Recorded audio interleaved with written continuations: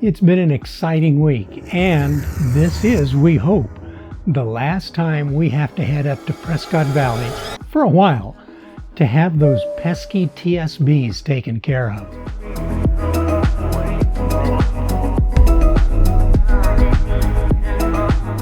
Up we go, and another night in a hotel, while Affinity RV, which is now Blue Compass RV, same people though, gets to work rebuilding the street side, that's the driver's side, kitchen slide. And at the same time, our tech Cody will replace both slide outs' lower seals and wipes, which were damaged by the slides moving in and out with the floor sagging. All at the kindness of Grand Design, who for us at least have definitely showed that they do truly stand behind their product. We arrived at our appointment at 9 a.m. sharp, and they started right to work. The book showed about 15 hours of work for them to do. Still unable to check into our room, it's too early, we headed over to their dealership to look at some of the newer models of fifth wheels on the lot.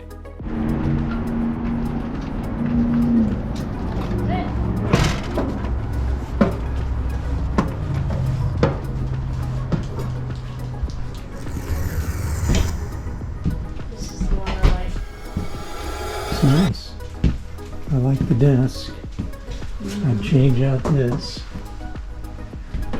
to residential, like was in that other one.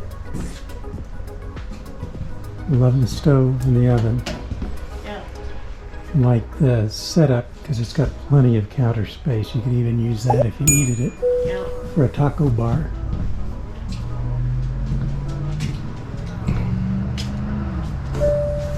Got the one control. See, but I like this because it has more. Nice shower.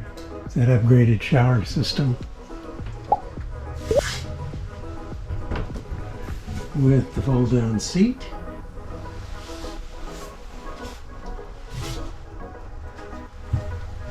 Except it only has two 15K ACs. Well, it's got 15Ks, not the 13.5 and a 15. And I'm sure you could add a third one. Max belt construction package, upgraded copper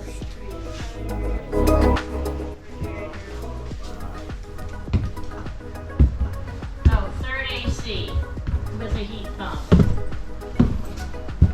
Generator. There have been some changes since our 2020. It seems like the one control systems are in a lot of the Solitudes now. Not to mention more solar and a bigger inverter with residential fridges, nicer appointments including better faucets and really nicer showers.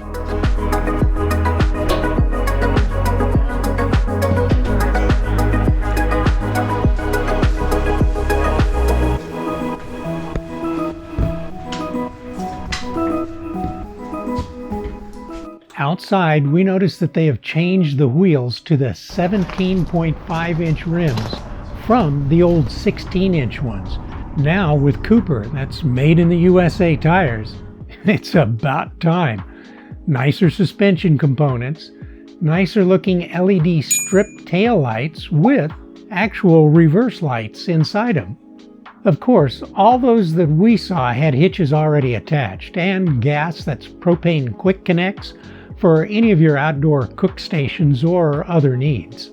They all seem to have the newer style MoRide effortless swing upstairs, and they're all generator prepped.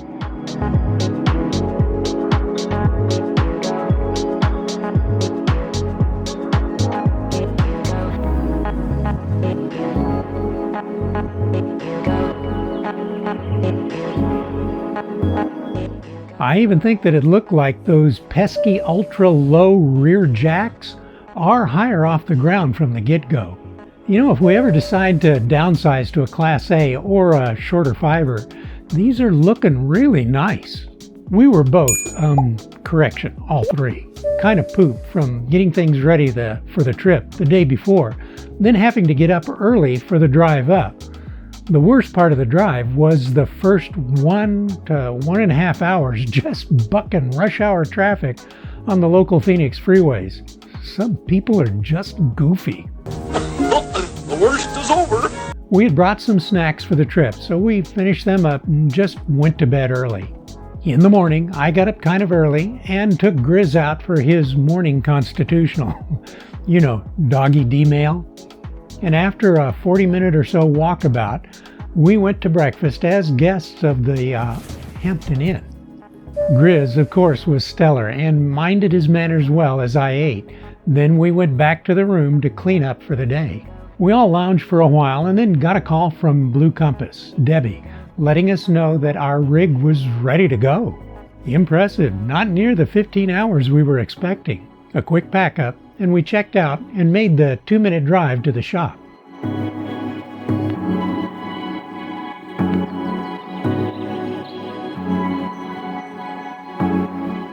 Shelley attended to the paperwork, and Cody, our tech, took me into the shop to show me the old parts and how the slides work when all is right with them.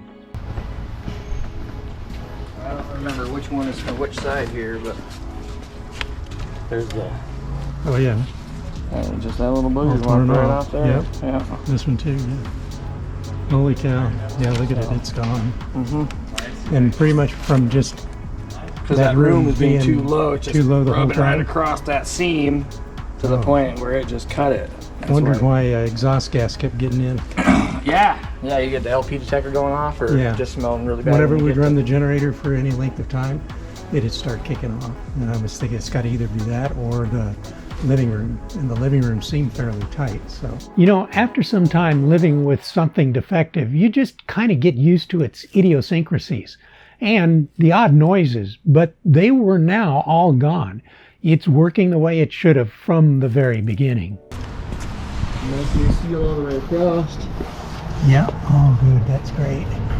And then got nice good wipe. Yep. And this one, from what you saw of the gear, everything was doing okay on it. Great, sounds good, runs good.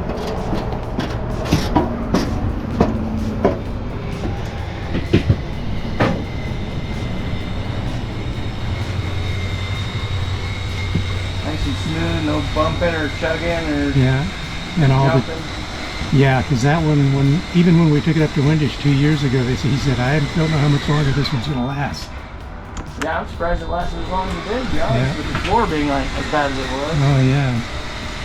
After the demo, Cody showed me the old parts. I am just amazed that the street side slide out had worked this long. He also offered to show us how Grand Design had trained him and what to use to maintain the Schwintek system.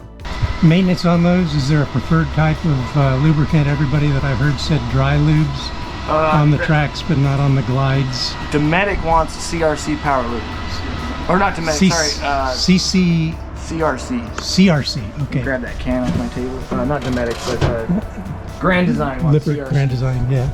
Okay. I don't know about Lippert, but Grand Design. Grand Design actually came by and told us to lubricate them.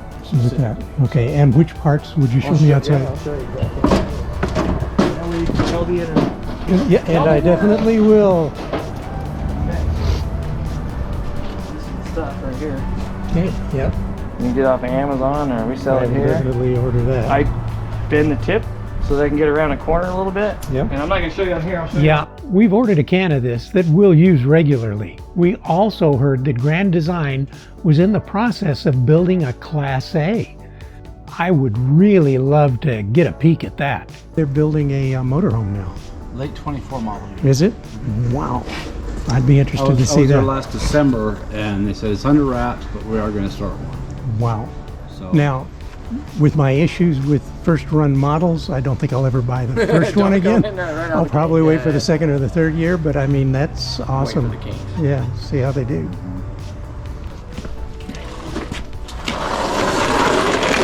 Here's your old slide room. Oh, gee, nice. That's the front column, so they're forward towards the, the front, and this is the back one. Now they're taped together, so it's going to be a little funky, but okay, so we're on the back, right? So this is the inside? This is the outside. This is the outside. You're going to do all this from the outside. So from the outside, this is the back one. I come around where the motor comes into the gearbox or the bearing block. I just shoot a little in there so that the coupler is free from binding up. Okay. Now down underneath here in this bearing block is a gib. There's a square gib in there. And I'm going to get in that hole and shoot in there a little bit. Okay. Then I'm gonna go right inside the track like that, and then go right across the teeth. And that's it. And that's you it. Do that top, you do that in the bottom, gear, the gib, where the shaft comes into, you can see the roller you see the shaft in there? Yep. That's the bearing block. So we want to get some lubrication right on that. The bearing block itself. Right on that bearing block. That way that doesn't bind up at all. Okay. And then the gib is holding that bearing block from coming up and down. And that's what broke on yours, is the gib. Is the gib, okay. It had one of the rivets on the side had popped as well too. Is that just That's the gib rivet. the gib rivet? That's the one that's what's holding that in place, and that's what's holding the bearing block from coming up and down. Oh wow. Okay. So This is great. We can now hook back up and get back into the valley before rush hour.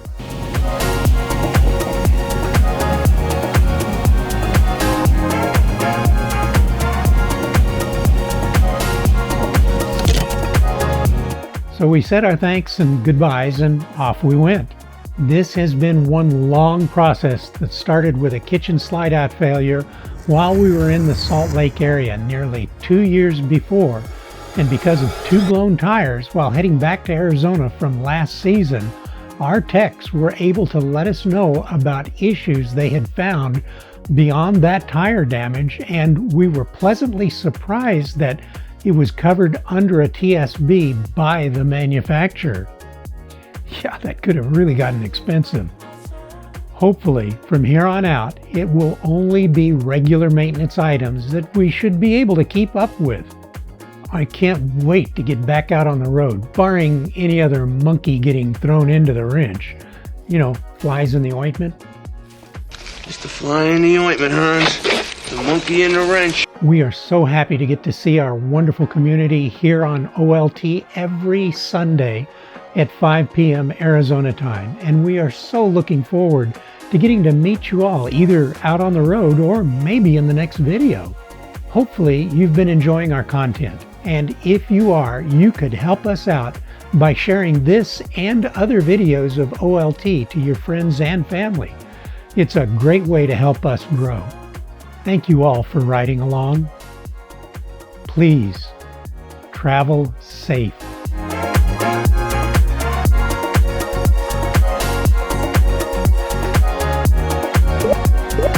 Yeah.